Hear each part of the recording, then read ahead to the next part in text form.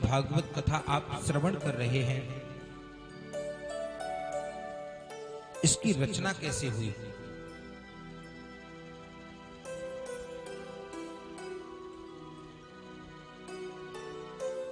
श्री व्यास जी महाराज पाराशर मुनि के पुत्र,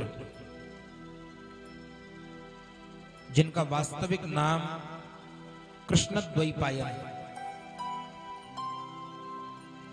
जिन्होंने एक वेद के 4 खंड किए, ऋग्वेद, शुक्ल यजुर्वेद, सामवेद और अथर्ववेद,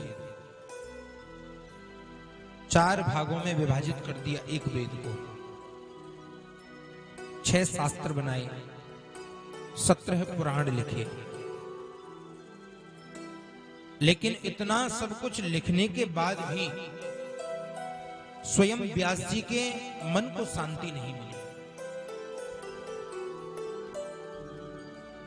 मन में विचार किया, इतना सब कुछ लिखने के बाद में मेरे स्वयं के मन को शांति नहीं मिली,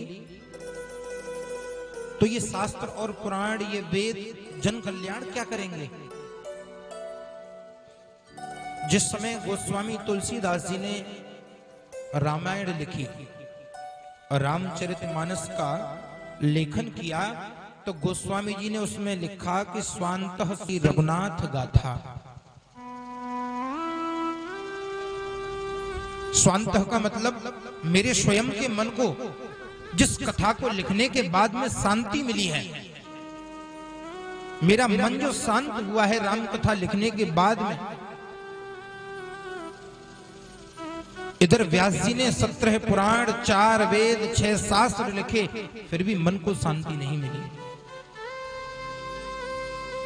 दुखी मन से अपने आश्रम पर बैठे हैं। उसी समय नारद जी का आगमन हुआ।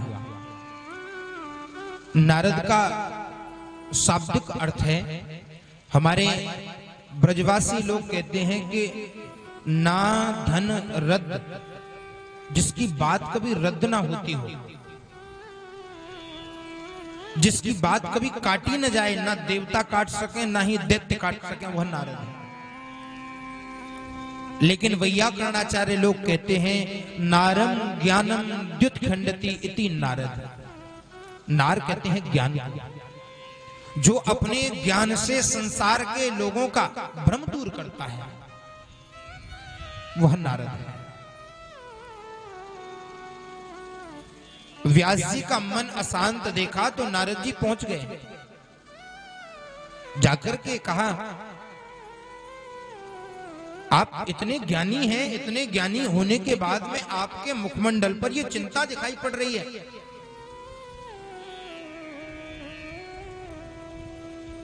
आखिर ये चिंता किस बात की है? व्यास जी ने सारी कथा समझाई। मैंने इतना सब कुछ लिखा, इतने वेद शास्त्र पुराण लिख डाले, लेकिन फिर भी मेरे मन को शांति नहीं है।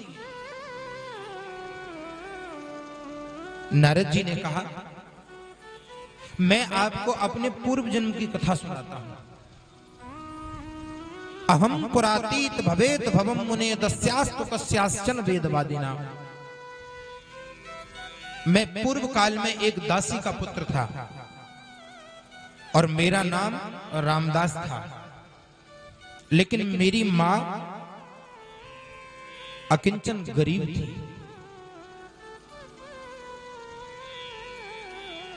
एक दिन मेरी मां कुटिया पर विराजमान है, उसी समय कुछ संत लोग आए चतुर्मास करने के लिए। 4 महीने संतों ने हमारी कुटिया पर बिताए।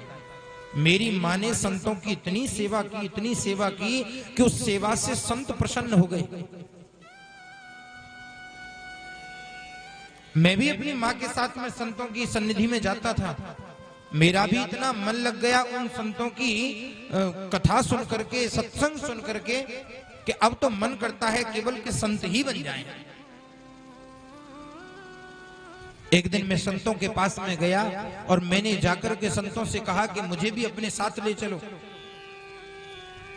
संतों ने मुझसे कहा, लाला अभी तुम्हारी मां वृद्ध है और यदि अपनी मां को छोड़कर के तुम जंगल में भजन करने जाओगे तो ये दुनिया वाले क्या कहेंगे कि संतों ने कितनी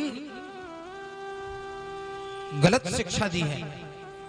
जब तक माता पिता जीवित हैं तब तक कहीं जाने की आवश्यकता नहीं है। जब तुम्हारी मां का देहांत हो जाए उसके बाद तुम जंगल में तपस्या करने चले जाना। तो उन संतों ने मुझे एक मंत्र दिया, ओम नमो भगवते वासुदेवाय।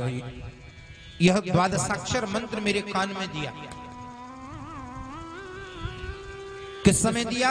बोले जब संत मां के द्वार पर चतुर्मास करने आए। हमारी मैया कल प्रश्न कर रही थी, क्या चतुर्मास के समय दीक्षा ली जा सकती है? तो ये मैं स्वयं बना करके नहीं, ये भागवत जी स्वयं कह रही हैं। जिस समय संत चतुर्मास करने आए उसी समय नारद को गुरु दीक्षा देकर के गए और कहा, जब तुम्हारी मां का देहांत हो जाए तो देहांत के बाद में तुम जाकर के भगवान का भजन करना। लेकिन जिसको लगन लग जाए ना भगवान को प्राप्त करने की, तो वो व्यक्ति ये नहीं देखता कि मां का देहांत कब होगा या पिता का देहांत कब होगा। वो सारे रिश्ते नाते तोड़ देना चाहता है, केवल उस परम पिता परमात्मा से संबंध जोड़ना चाहता है। नारद जी नित्य प्रति भगवान के मंदिर में जाते हैं और मंदिर में जाकर के भगवान से केवल एक ही प्रार्थना करते हैं, हे प्रभु मेरी मैया को कबाड़ो कब करोगे। समझ रहे हैं ना, कबाड़ा यानी मेरी मां को कब लेकर के जाओगे अपने धाम। अनुग्रह मन्य माना। भगवान ने इतनी जल्दी उनकी विनती स्वीकार कर ली।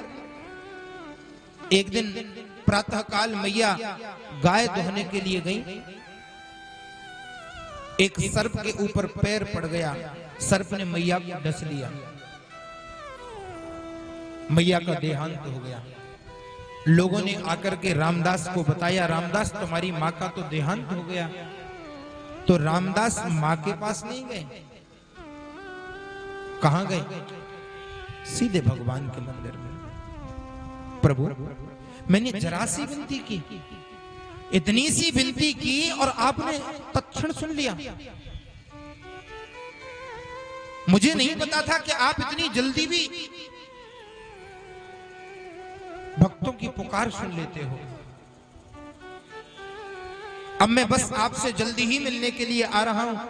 मां का दाह संस्कार किया और जंगल में भजन करने चले गए। जंगल में जब गए तो भगवान का भजन करना प्रारंभ किया। समय व्यतीत हुआ, भजन करते करते भगवान ने एक क्षण को दर्शन दिए नारद,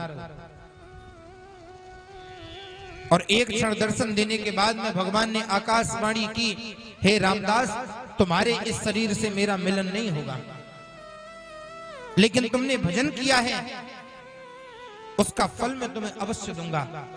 आगे आने वाले जन्म में मैं तुम्हें रामदास से देवर्षि नारद बना दूंगा। किसकी महिमा ये? बोले ये महिमा है भजन की, ये महिमा है तप की। एक साधारण सा दासी का पुत्र भगवान की कृपा पाने के बाद में देवर्षि नारद बन गया। किसकी कृपा से? बोले गोविंद की कृपा से। नारद जी अपने पूर्व जन्म का वृत्तांत व्यास जी को बता रहे हैं। तो इसलिए अब तक जो आपने निरूपण किया वेदों का, शास्त्रों का, पुराणों का, आपने सबके अंदर निराकार ब्रह्म की कल्पना की है। लेकिन मैं कहता हूं एक बार आप साकार ब्रह्म की कल्पना करके देखो। क्यों? क्योंकि वो परमात्मा आप जैसे चाहोगे वैसे बन जाएगा। उस परमात्मा के कई स्वरूप हैं। और भक्त देखते भी हैं। वो परमात्मा निराकार भी है, वो परमात्मा निराकार भी है, वो परमात्मा साकार भी है, वो परमात्मा अक्षराकार भी है, वो परमात्मा ओंकार भी है। निर्भर आपके ऊपर करता है, आप कैसा बनाना चाहते हो।